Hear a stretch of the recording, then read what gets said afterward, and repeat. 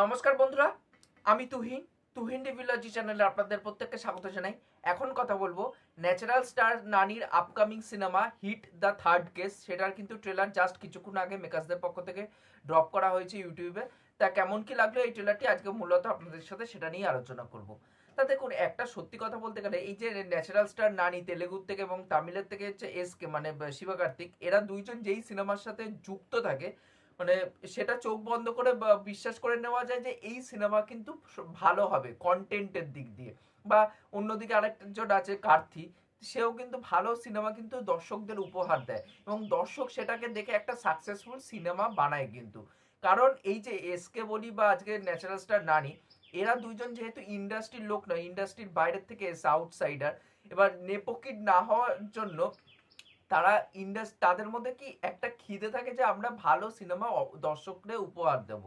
এবার তাদেরকে সাকসেসফুল যদি তারা যদি সিনেমা পরপর ডেলিভার না করতে পারে, ইন্ডাস্ট্রি তাকে পুরোপুরিভাবে সাইড লাইন করে দেবে, তাকে পুরো বসিয়ে দেবে। কিন্তু ডেপোকিট হলে কি একটা সুবিধা যে আপনি পরপর ফ্লপ দেওয়া সত্ত্বেও আপনাকে পরে পর কিন্তু চান্স দেবে। এটা কিন্তু সাউথে বলি বা বলিউডে বলি এটা কিন্তু হয়। কিন্তু এসকে এবং নানি এরা দুইজন যেহেতু আউটসাইডার, যার জন্য কিন্তু এদের মধ্যে সেই খিদেটা কিন্তু আছে একটা সাকসেসফুল ভালো স্ক্রিপ্ট চুজ করে সেটাকেও দর্শকরে উপহার দেওয়ার জন্য, এবং দর্শকও সেটা হল ভরিয়ে গিয়ে দেখে।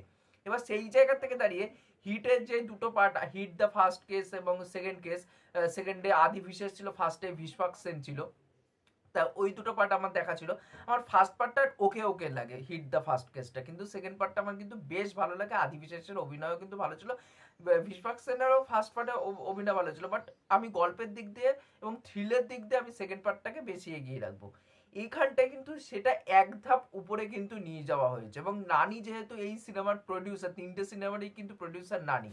এবার সেই জায়গা থেকে দাঁড়িয়ে নানি কিন্তু চায় যে সে ভালো একটা কন্টেন্ট দিয়ে দর্শকরা মজা দিতে।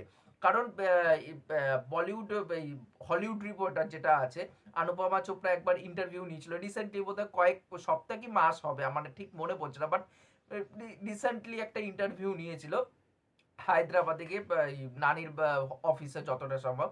তা অনুপমা চোপড়াকে কিন্তু সেই জিনিসগুলো ইলাবোরেট করে বলছিল যে এই যে নিজের প্রোডাকশন হাউসটা যে খুলেছে এবং সেখানটায় সে ভালো ভালো সিনেমা দর্শককে উপহার দিতে চায়, সেগুলো কিন্তু খুব সুন্দর করে কিন্তু গুছিয়ে বলেছে কেন সে নিজের প্রোডাকশন হাউস খুলেছে, কেন সে নতুন নতুন ডিরেক্টরকে চান্স দিচ্ছে, সেগুলো কিন্তু খুব সুন্দর করে সে নিজের বক্তব্যগুলো কিন্তু রেখেছে। এবার এখানটায় হিট দ্য থার্ড কেসে এক ধাপ উপরে নিয়ে গেছে, মানে কি এখানটা দেখতে পাচ্ছি গোর এবং ভাইলেন্স গুলো কে কিন্তু এটা অনেকটা আপস্কেল করা হয়েছে। মানে ফার্স্ট দুটো পার্টে কিন্তু সেরকম ভাইলেন্স বা গোরি সিনগুলো কিন্তু ছিল না, কিন্তু এখানটা কিন্তু গোর ভাইলেন্স কিন্তু টিজার লেভেল থেকেই সেটাকে হাইলাইট করে এসছে, এবং মানে মূল যে জায়গাটা যেটা হাইলাইট করছে ট্রেলার এবং টিজারে, সেটা হচ্ছে যে ওই যে সাদা ব্লেজার পরে একটা জায়গায় যাবে এবং অনেকটা দেখবে যে কেজের মধ্যে আটকে রেখে দিয়েছে, এবং ওখানটা যতটা সম্ভব অকশন টাইপের চলছে আমার যা মনে হচ্ছে। এবং ওখানটায় নানি সবাইকে যখন ওই কুঠারটা দিয়ে সবাইকে মারছে, হাত কেটে দিচ্ছে, পা কেটে দিচ্ছে, এবং টিজারের মধ্যে তো একটা সিন ছিল যে দুটো কুঠার দিয়ে একজনকে পিছন দিক দিয়ে ধরে মাঝখান থেকে পুরো ছিঁড়ে দেবে এবং জাস্ট সিলিং এ গিয়ে পুরো রক্তের ছিটাটা লাগবে, স্প্ল্যাশ হবে রক্তের ছিটাটা। তা ওই যে ওই সিনগুলো ওইটা কিন্তু মেন হাইলাইট করছে কিন্তু সিনের মধ্যে। এবং এখানটা গল্পটা আমরা দেখতে পাচ্ছি, একজন মহিলা আসে, সে 9 মাসে একটা বাচ্চা যার কিডন্যাপ হয়ে যাচ্ছে, এবং তার হাইট ওয়েট দুটো মেনশন করছে পুলিশের সামনে। এবং তারপরেই আমরা দেখতে পাচ্ছি নানির ক্যারেক্টারটা, যার নাম হচ্ছে অর্জুন সরকার, এবং শ্রীনিধি শেট্টির সাথেও তার যে লাভ ইন্টারেস্ট আছে সেটাকে কিন্তু ট্রেলারের মধ্যে কিন্তু অতটা মানে জায়গা দেওয়া নেই, জাস্ট একটা সিন দেওয়া হয়েছে। বাট ওভারঅলের যে গল্পের স্ট্রাকচারিংটা সেটার উপর, গল্পের উপর মেন ফোকাসটা রেখেছে। এখানটায় ওই রোম্যান্সের পোর্শনে কিন্তু সেই ফোকাসটা কিন্তু রাখেনি। কিন্তু যখন শ্রীনিধি শেট্টি বলবে নানিকে যে আমি তোমাকে কি বলে ডাকবো, অর্জুন না সরকার, তখন বলছে বলে আমি মানে আম জনতার জন্য অর্জুন, কিন্তু আমি মানে ক্রিমিনালসদের জন্য সরকার। তো এই যে দুটো বিভক্ত করে দেওয়া হচ্ছে অর্জুন এবং সরকারের মধ্যে, সেই জিনিসটা কিন্তু খুব সুন্দর করে মানে বোঝা যাচ্ছে যে একজন হচ্ছে অর্জুন হচ্ছে কি মানে সে সমাজের রক্ষাকর্তা, এবং সরকার মানে কি সেও কিন্তু সমাজের রক্ষাকর্তা, মানে সরকার মানে সব জিনিসের জাস্টিস দেবে। এই যে অর্জুন এবং সরকারের যে পৃথকীকরণটা করা হয়েছে সেটা কিন্তু খুব সুন্দর করে করা হয়েছে, সেটা আমার দেখতে খুব ভালো লেগেছে। এবং এখানটায় নানিকে কিন্তু খুব ভালো লাগছে, ব্রুটাল ওয়েতে তাকে প্রেজেন্ট করা হচ্ছে একটা জায়গায় পুরো টিজারের শেষে যখন ট্রেলারের শেষে একজন বলবে যে অর্জুন সরকার এবং তার ফেসটা দেখা যাবে পুরো গেঞ্জি পরা এবং মুখে হাতে পায়ে চারি জায়গায় শুধু রক্ত দিয়ে স্নান করেছে, মানে একটা ইঞ্চিও জায়গা ছাড়েনি, পুরো রক্তে স্নান। সেই জায়গা থেকে বোঝা যাচ্ছে যে ভাইলেন্সটা কি লেভেলের ওই জায়গায় হয়েছে।